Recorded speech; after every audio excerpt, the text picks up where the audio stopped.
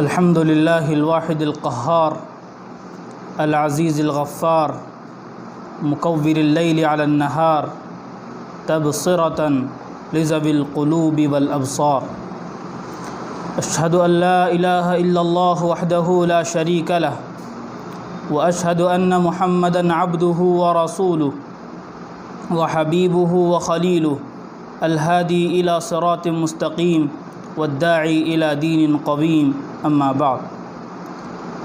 محترم سامعین، السلام علیکم ورحمۃ اللہ وبرکاتہ۔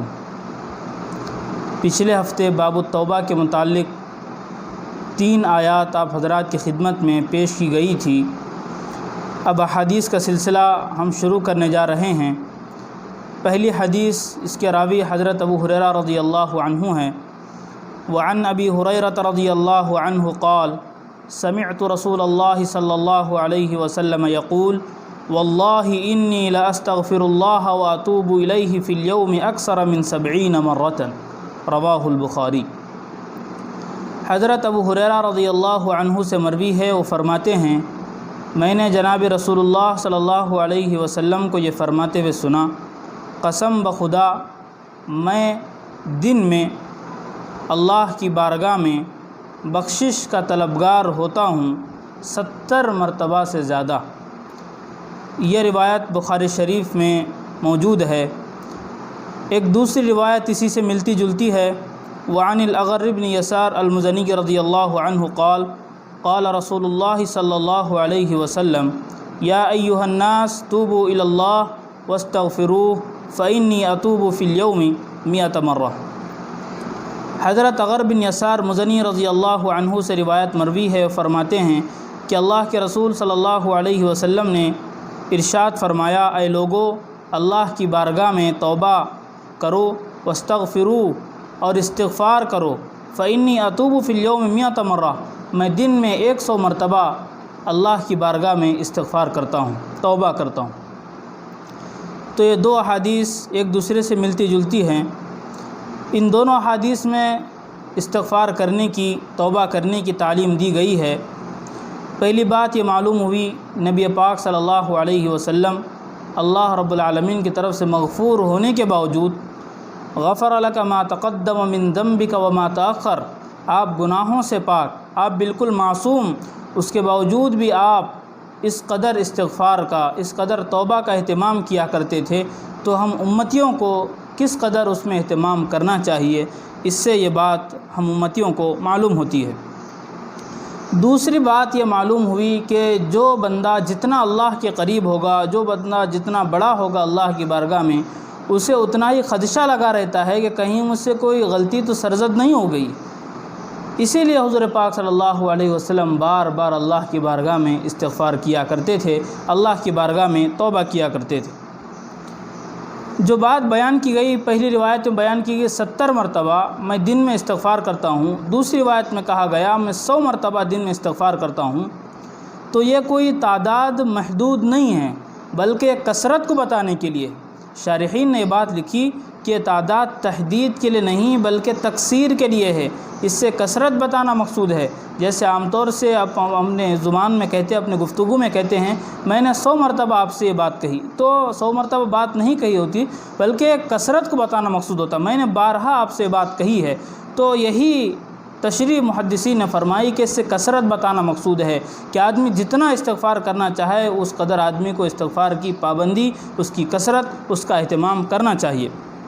دوسری بات، یہاں پر ایک سوال یہ پیدا ہو سکتا ہے کہ حضور پاک صلی اللہ علیہ وسلم جب گناہوں سے پاک تھے تو پھر استغفار کرنے کی آپ کو کیا ضرورت تھی؟ اللہ کی بارگاہ میں توبہ کرنے کی کیا ضرورت تھی؟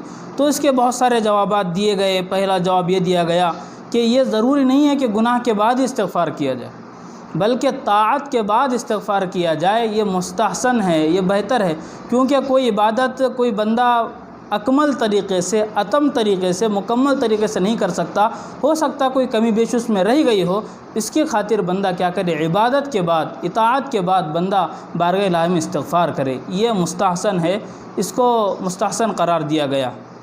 دوسرا جواب یہ دیا گیا کہ امت کو تعلیم دینا مقصود ہے کہ حضور پاک صلی اللہ علیہ وسلم یہ تعلیم دینا چاہ رہے ہیں کہ جب میں معصوم ہونے کے باوجود بھی میں استغفار کی پابندی کرتا ہوں، جبکہ تم سے صغیرہ اور کبیرہ گناہ سرزد ہوتے رہتے ہیں، تو تم کو اس کا کتنا اہتمام کرنا چاہیے، اس کی کتنی کثرت کرنی چاہیے، یہ بات جس میں بتانا مقصود ہے۔ تیسرا جواب یہ دیا گیا کہ آپ کو حضور پاک صلی اللہ علیہ وسلم کو یہ بات پسند تھی کہ ہر وقت آپ اللہ کے ذکر میں مشغول رہیں، اس لیے آپ توبہ کیا کرتے تھے۔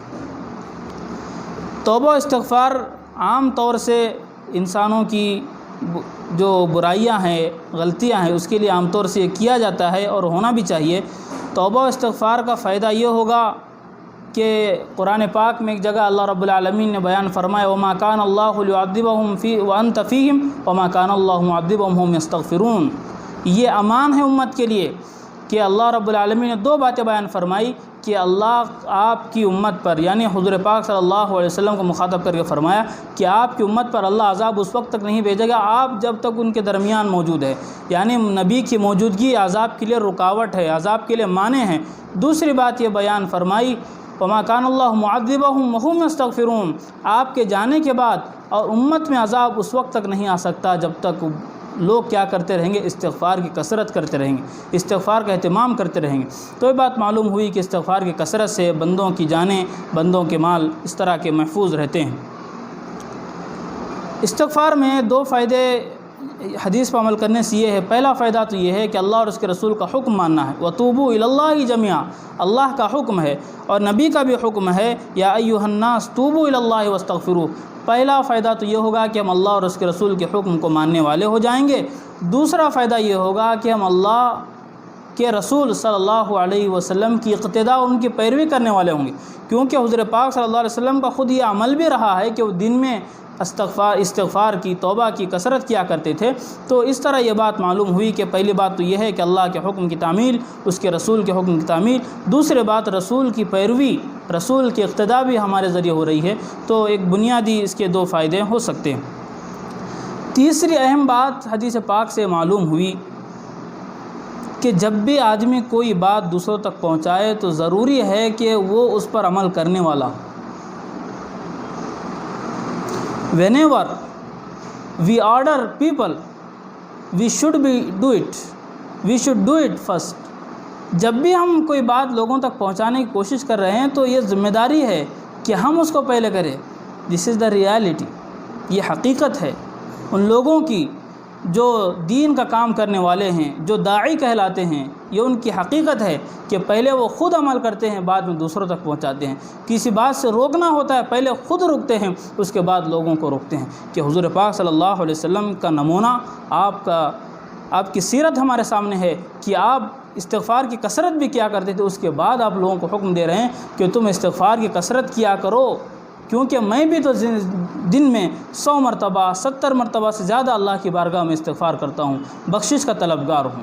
تو ان دو احادیث کا خلاصہ یہی ہے کہ بندہ زیادہ سے زیادہ استغفار اللہ کی بارگاہ میں کرے اور توبہ بھی کرتا رہے۔ اس سے ہوگا یہ کہ پہلی چیز تو اللہ کے حکم کی تعمیل ہوگی، دوسری چیز یہ کہ حضور پاک صلی اللہ علیہ وسلم کی اطاعت اور پیروی، آپ کی اقتداء بھی اس کے ذریعے ہوگی۔ اللہ رب العالمین سے دعا ہے اللہ تعالی ہم تمام کو جو بات کہیں اس سے پہلے اس پر عمل کرنے کی، جن باتوں سے روکے سب سے پہلے ہمیں ان باتوں سے رکنے کی توفیق عطا فرمائے۔ وآخر دعوانا ان الحمد للہ رب العالمین۔